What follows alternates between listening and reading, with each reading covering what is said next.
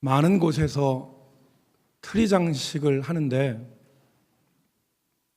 유독 거창하게 하는 두 곳이 있습니다.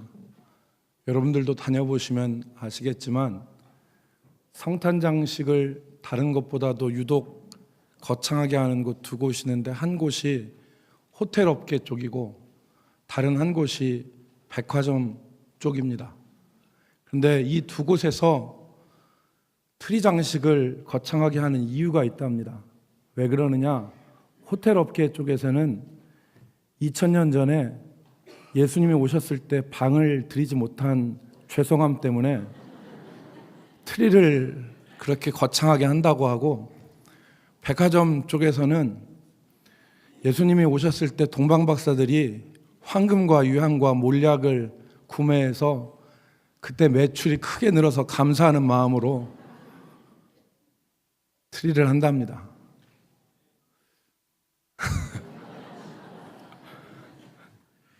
제가 설교를 준비하는데 부담이 상당히 되더라고요. 왜 부담이 되냐면 우리 어린 아이들이 같이 예배한다고 하니까 부담이 되더라고요. 그래서 저한테 압박감이 있었는데, 그게 뭐냐면 길지 않아야 된다. 두 번째는 쉽게 해야 된다. 또 알아들을 수 있는 진리를 얘기해야 된다. 이 압박감이 좀 있었습니다. 오늘 그 성탄을 맞아 주께 경배한 사람들이라고 하는 제목으로 아기 예수님께 엎드려 경배한 사람들에 대해서 우리가 살펴보도록 하겠습니다. 첫 번째는 우리가 이 말씀을 읽은 말씀을 통해서 아기 예수님께 경배한 사람들이 있었다 하는 것을 우리가 기억할 필요가 있습니다. 2절 말씀에 보면 유대인의 왕으로 나신 이가 어디 계시냐? 우리가 동방에서 그의 별을 보고 그에게 경배하러 왔노라 그랬습니다. 이 동방박사들이 한 말이에요. 우리가 그를 경배하러 왔다. 그리고 11절 말씀에 보면 그들이 집에 들어가 아기와 그의 어머니 마리아가 함께 있는 것을 보고 엎드려 아기께 경배하고 그랬습니다. 경배하고 보배압을 열어 황금과 유향과 몰약을 예물로 드렸다 그랬습니다. 여러분, 여기에서 동방이라고 하는 말은 헬라어의 아나톨레라는 말입니다. 아나톨레. 이 의미는 해 뜨는 곳이라는 말입니다. 해 뜨는 곳. 그러니까 해 뜨는 곳. 그러니까 이스라엘에게 있어서 해 뜨는 곳은 바벨론 쪽이에요. 그러니까 성경학자들은 이 동방박사들이 주전 587년에 예루살렘이 멸망을 하고 유대인들이 포로로 끌려갔어요. 그 포로로 끌려갔다가 그 땅에 남아있는 유대 후손들, 그들 중에서 바벨론에서 아주 발달한 학문이 천문학, 별자리를 연구하는 학문이었는데, 그 천문학을 연구하던 사람들이 구약 성경과 천문학을 연구해 봤을 때 구주나심을 확신하고 거기서부터 예수님을 경배하러 예루살렘에 도착했다. 이렇게 결론을 내립니다. 바벨론에서 예루살렘까지의 거리는 약 1200km 정도 된답니다. 짧은 거리가 아닙니다. 짧은 거리가 아니죠. 대전에서부터 서울까지의 거리가 한 100km에서 한 150km 사이 되겠죠. 그런데 1200km라는 거예요. 30km씩 걸어도 40일을 걸어서 온 사람들입니다. 일부 사람들은 이 동방박사들을 조로아스터교라고 하는, 우리나라 말로 하면 배화교라고 하는 종교의 제사장일 것이다, 이렇게 얘기하는 사람들도 있고, 어떤 사람들은 왕들이었다 얘기하는 사람들도 있습니다. 그래서 중세시대에는 이 사람들의 이름까지 구체적으로 거명이 됐어요. 그래서 이 세 사람은 카스퍼 멜기오 발타자르라고 하는 이름을 가졌다. 그래서 여러분 성악하시는 분들은 이 세 왕의 이름을 들어본 적이 있죠. 동방박사라고 해서. 근데 그게 근거가 부족해요. 발타자르는 흑인이었을 것이다. 멜기오는 수염이 길게 난 노인이었을 것이다. 그리고 카스퍼는 수염이 없는 젊은 친구였을 것이다 라고 추측을 하는데 그 근거가 명확하지 않습니다. 우리가 동방에서 박사들이라고 했을 때에 유추할 수 있는 것은 유대인들이 나라가 멸망하고 주전 587년에 바벨론으로 포로로 끌려갔는데 돌아오지 못한 후손들이 구약 성경을 가지고 성경을 연구하고 그 나라 바벨론에 발달한 최고의 학문이었던 천문학을 연구해서 이들이 구준하심을 확신하고 별을 따라 온 것이다. 우리는 그렇게 자연스럽게 볼 수 있습니다. 그런데 이들이 이미 살펴본 대로 유대인의 왕으로 오신 예수님께 경배하기 위해서 왔고 실제로 예수님을 뵙자 그가 아기였음에도 불구하고 경배했습니다. 여기서 경배한다는 말은 무릎을 꿇고 절하여 예배한다는 뜻입니다. 무릎을 꿇고 절하여 예배한다. 이 경배한다는 말이 마태복음에 13번 나옵니다. 13번.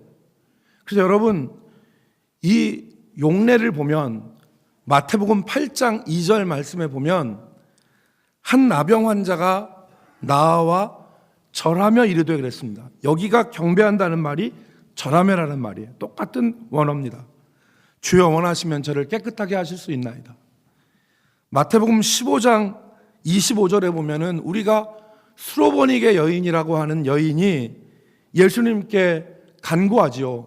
자기 딸을 고쳐달라고 여자가 와서 예수께 절하여 이르되 주여 저를 도우소서 절하였단 말이에요. 그리고 결정적인 말은 마태복음 14장 33절입니다. 배에 있는 사람들이 예수께 절하여 이르되 진실로 하나님의 아들이로소이다 하더라.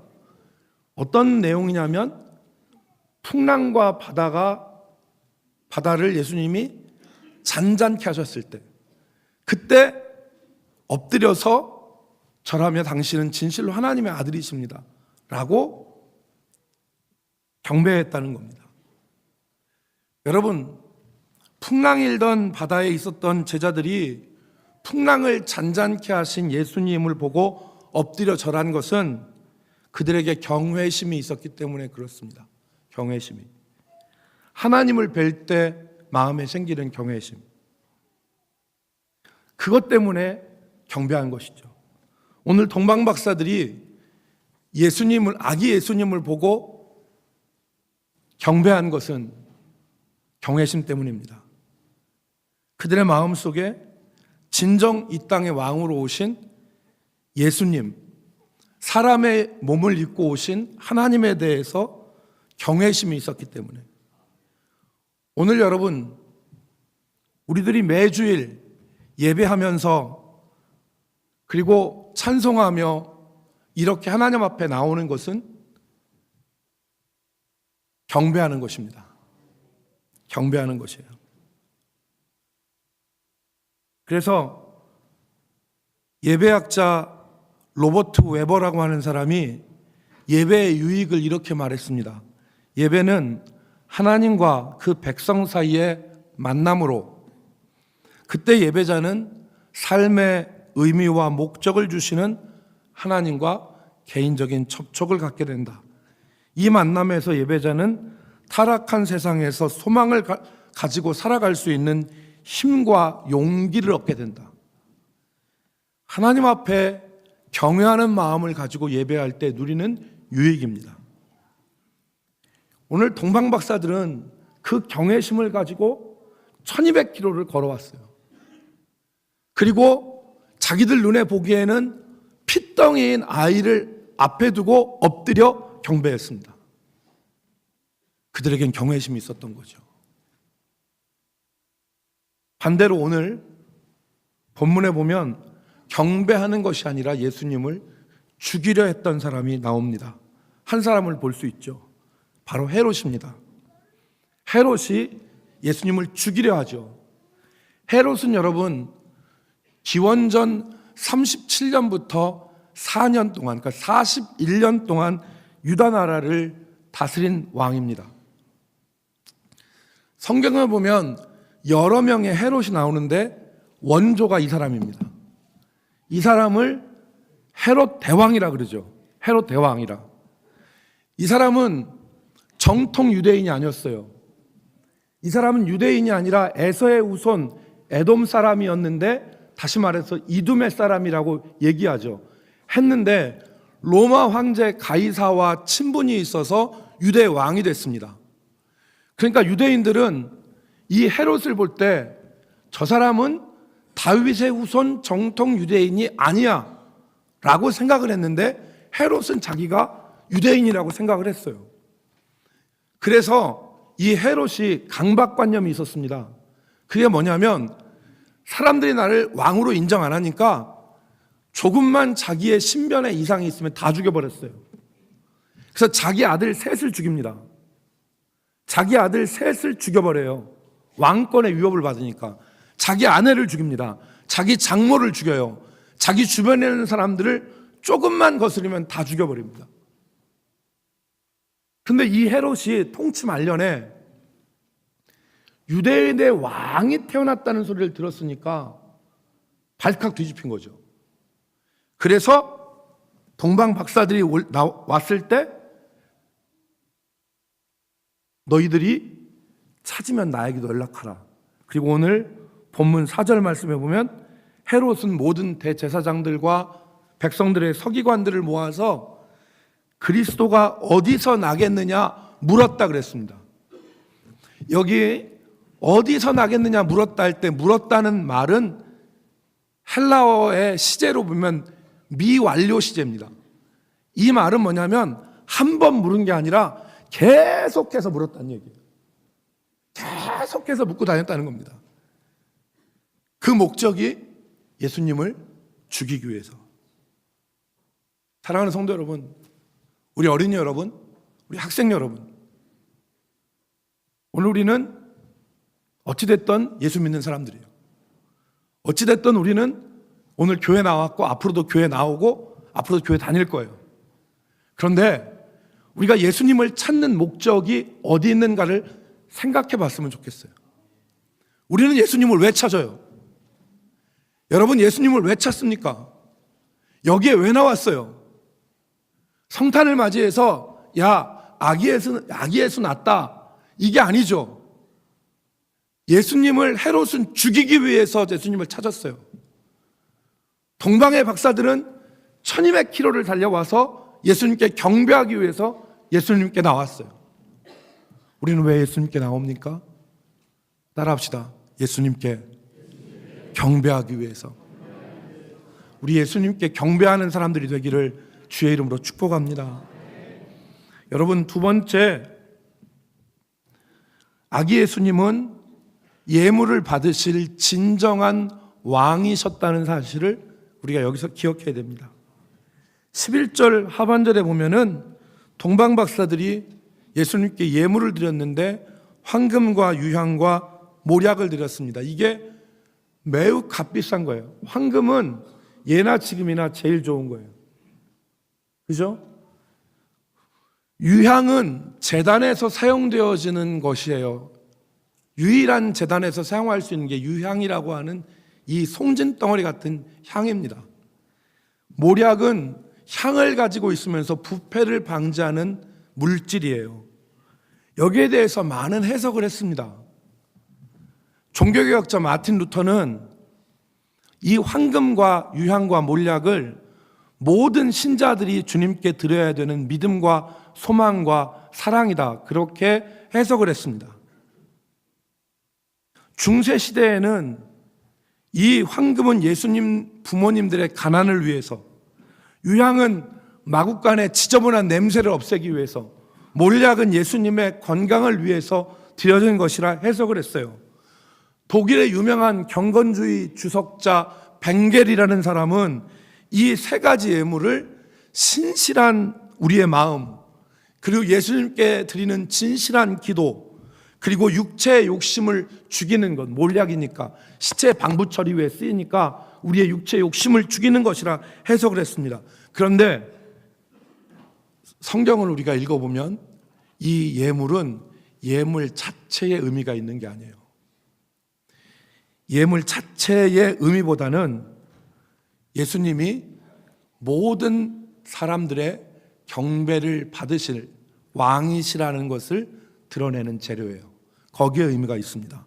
왜냐하면 찾아보겠습니다. 여러분, 이사야 60장 6절 말씀에 보면 이런 말씀이 나와요. 스바 사람들은, 앞에 생략하고, 스바 사람들은 다 금과 유황을 가지고 와서 여호와의 찬송을 전파할 것이며, 스바 사람들은 이방인이에요. 그 스바 사람들이 다 금과 유황을 가지고 와서 경배한다는 거예요. 시편 72편 10절과 11절 말씀에 보면 다시스와 섬의 왕들이 조공을 바치며 스바와 시바의 왕들이 예물을 드리리로다. 모든 왕이 그 앞에 부복하며 모든 민족이 다 그를 섬기리로다. 이건 무슨 얘기냐면 황금과 유황과 몰약의 의미가 있는 것보다도 시편 72편과 이사야 60장 6절의 말씀에 근거하면 예수 그리스도는 모든 민족으로부터 예물을 받으실 진정한 왕이시다 하는 것을 나타내는 말입니다. 미로슬라브 볼프라고 하는 사람이 베품과 용서라는 책에서 사람들이 혼동하기 쉬운 하나님의 모습 두 가지를 얘기했습니다.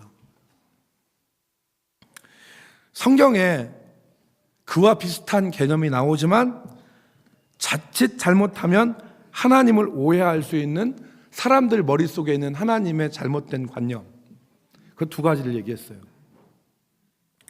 얘기를 어떻게 시작하냐면, 이 세계적인 신학자 볼프가 얘기를 어떻게 시작하냐면, 어떤 그 집에서 하인 노릇하는 소녀가 한 사람이 있었어요. 근데 이 소녀가 일을 아주 열심히 잘해요. 근데 결혼을 하지 못하고 혼자였어요. 그래서 이 소녀가 너무 외로우니까 앵무새를 한 마리 샀어.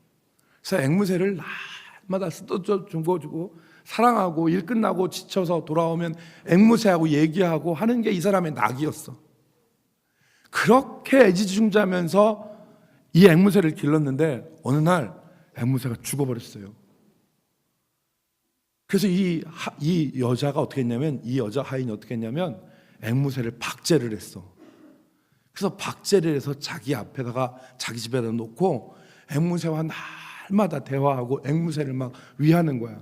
때로는 너무 앵무새를 사랑하니까 앵무새 앞에 절까지 했어. 하나님처럼 대했어. 근데 재밌는 것은 이 여자 하인 소녀가 죽을 때 어떤 걸 봤냐면, 성령이 비둘기처럼 그 내렸다는 말씀이 있잖아요, 성경에. 앵무새가 죽을 때 자기 그 앞에 머리 위에 뱅뱅뱅뱅뱅뱅 도는 환상을 봤어. 그러니까 이 여인은 앵무새를 하나님처럼 생각하는 거예요. 그러니까 미로슬라브 볼프가 뭐라고 얘기하냐면, 이 여인은 하나님을, 앵무새를 우상처럼 생각하고 하나님처럼 생각했다. 그런데 이렇게 생각하는 사람은 없다 그랬어요. 이걸 혼동하는 사람은 없다. 그런데 이 앵무새를 하나님과 같이 생각하는 이 미련한 우상 섬기는 사람의 반대편에 있는 사람이 누구냐면, 우리가 얘기하는 이 유물론자들, 마르크스 같은 사람들. 하나님은 실제 계신 분이 아니라 사람들의 머릿속에서 만들어낸 상상의 존재다. 그러니까 하나님은 진짜 있는 게 아니라 사람들이 필요해서 만든 개념이다, 이렇게 얘기하잖아요. 이 양극단의 기독교인들이 이쪽에 속하지도 않고 이쪽에 속하지도 않는다. 그런데 그 중간에 어정쩡한 위치에서 하나님을 생각한다. 그 개념 두 가지를 소개했습니다. 첫 번째가 흥정꾼 하나님이에요. 흥정꾼 하나님. 이 흥정꾼 하나님은 하나님을 우리와 흥정을 벌이시는 장사꾼으로 이해를 해요. 하나님, 내가 이거 하면 내게 이거 해주세요. 하나님, 내게 이거 해주시면 내가 이렇게 할게요. 라고 하나님을 생각한다는 겁니다.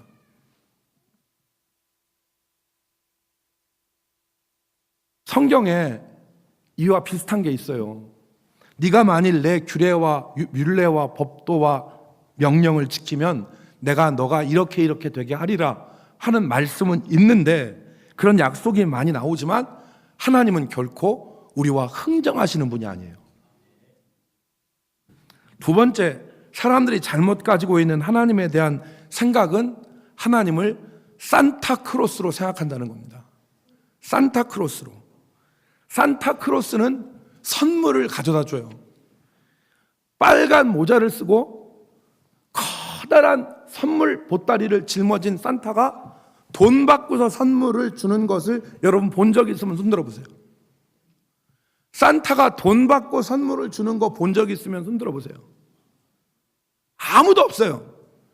산타는 돈 받고 선물을 주는 존재가 아니에요. 산타는 거저줘요.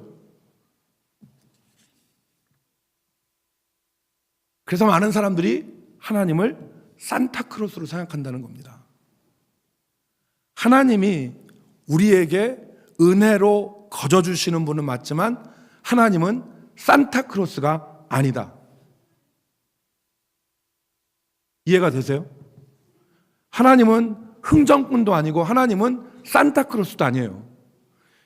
미로슬라브 볼프가 하나님에 대한 바른 모습을 우리에게 설명했는데, 하나님은 흥정꾼 하나님도 아니고 산타크로스의 하나님도 아니고 하나님은 창조주 하나님이라고 그랬어요. 창조주 하나님.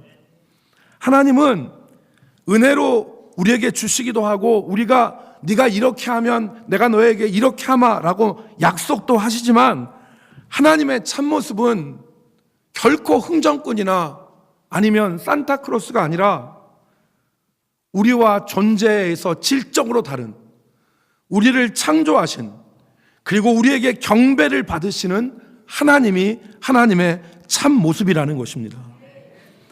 나를 창조하시고 내 인생의 주인이 되시고 인류 역사를 주관하시고 나를 죄악 가운데서 구원하여 주신 그분이 바로 나의 하나님 아니에요? 그 하나님 앞에 우리가 할 수 있는 일이 무엇입니까? 엎드려 경배하는 것이죠. 엎드려 경배하는 것 아니겠어요? 사랑하는 성도 여러분, 오늘 우리는 이 성탄을 맞이하여서 우리 주님이 어떤 분이신가를 우리가 다시금 생각했으면 좋겠어요.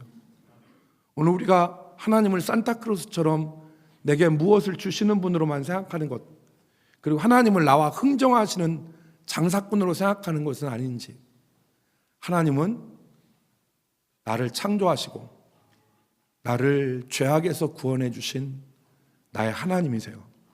그분은 경배를 받으실 분입니다.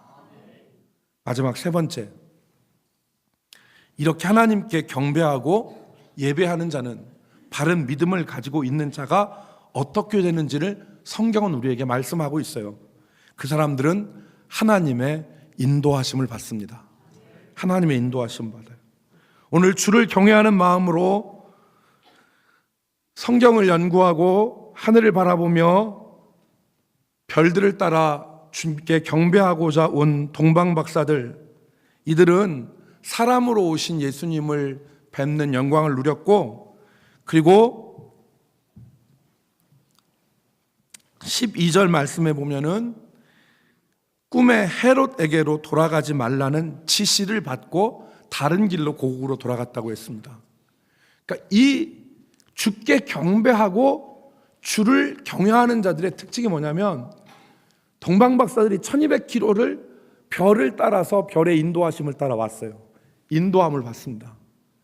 그리고 헤롯이 아기를 찾으면 나에게 얘기해라 거짓으로 속였어요. 그때 꿈에 헤롯에게도 가지 말라고 하는 지시를 받아요. 우리가 참된 마음으로 하나님 앞에 예배하고 하나님 앞에 경배하면 하나님은 그 사람의 인생을 인도하십니다. 성경 한 절 읽고 마치겠습니다. 시편 31편 19절로 20절 말씀인데 19절 20절 말씀 같이 읽습니다. 주를 두려워하는 자를 위하여 시작. 주를 두려워하는 자를 위하여 쌓아두신 은혜 곧 주께 피하는 자를 위하여 인생 앞에 베푸신 은혜가 어찌 그리 큰지요. 주께서 그들을 주의 은밀한 곳에 숨기사 사람의 꾀에서 벗어나게 하시고 비밀이 장막에 감추사 말다툼에서 면하게 하시리이다. 아멘. 주를 두려워하는 자를 위하여 쌓아두신 은혜라고 했습니다. 주를 두려워하는 자를 위하여 하나님이 은혜를 쌓아두셨다는 거예요. 곧 주께 피하는 자를 위하여 인생 앞에 베푸신 은혜가 어찌 그리 큰지요. 주께서 그들을 주의 은밀한 곳에 숨기사 사람의 꾀에서 벗어나게 하시고 비밀이 장막 가운데 감추사 사람의 말다툼에서 벗어나게 하시리로다 그랬습니다. 주께 경배하는 자, 엎드려 주께 경배하고 하나님을 하나님으로 인정하는 자, 그들은 하나님의 인도하심을 받습니다. 하나님께서 쌓아두신 은혜로 그들 인생 앞에 베풀어 주십니다. 이 성탄을 맞이하여 주 앞에 나온 여러분 모두가 이 하나님의 은혜 가운데 강성해지시기를 주의 이름으로 축복합니다. 기도하겠습니다. 하나님, 오늘 우리 예배를 받아주시고 또 우리 가운데 은혜 허락해 주심을 감사합니다. 하나님을 하나님으로 알며 하나님의 영광을 사모하며 예배하게 하시고 하나님의 영광을 사모하며 우리가 주 앞에 엎드려 나아가게 하여 주시옵소서. 오늘 주를 경외하는 자를 위하여 그 인생 앞에 쌓아두시고 베푸신 은혜들을 우리가 누리게 하시고 우리 모든 대전남북교회 성도들이 하나님을 흥정꾼이나 산타크로스로만 알지 않고 나를 창조하실 경배받으실 하나님으로 알게 하여 주옵소서. 예수님의 이름으로 기도 올리옵나이다. 아멘.